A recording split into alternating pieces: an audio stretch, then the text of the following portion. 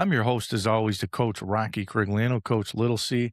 The organization didn't just shuffle pieces around, they made moves designed to change the identity while still maintaining some continuity with this Charger squad. Let's start first on offense. The big move, I'm bringing in Mike McDaniels as a new offensive coordinator, and this is a massive addition for Coach Harbaugh in the Chargers, especially for Justin Herbert. McDaniel comes over after serving as the head coach of the Miami Dolphins, where he became known around the league for his creativity, a lot of different packages, a lot of different designs on offense, really makes the defense stress every single snap, a lot of checks at the line of scrimmage, a lot of motions, spacing concepts, tempo, and basically putting the playmakers in position to make plays and get them out in space. Expect an offense that looks very familiar as what Miami did last year and the last few years under Mike McDaniel.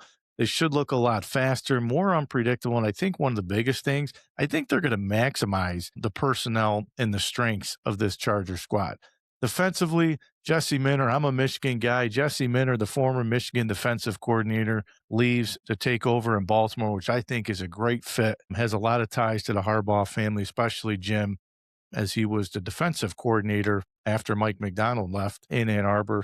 The Chargers promote Chris O'Leary, the defensive coordinator. And honestly, this might be one of the smartest moves I think they made. I know a lot of people said, who is this guy, O'Leary?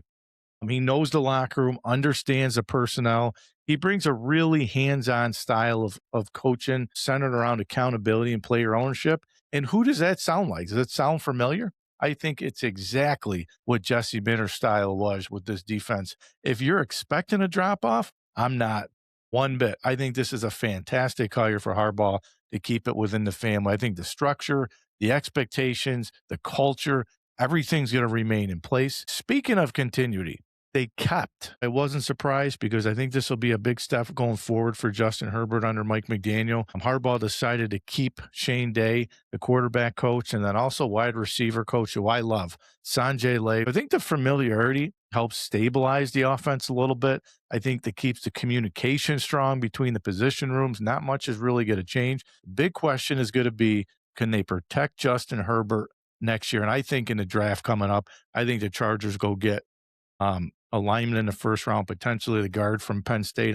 When you look at the big picture, the Chargers didn't just choose between innovation or stability. They found a way to do both. And I think that after all said and done with these coaching changes, don't be surprised if this Charger team becomes one of the more dangerous groups in the National Football League.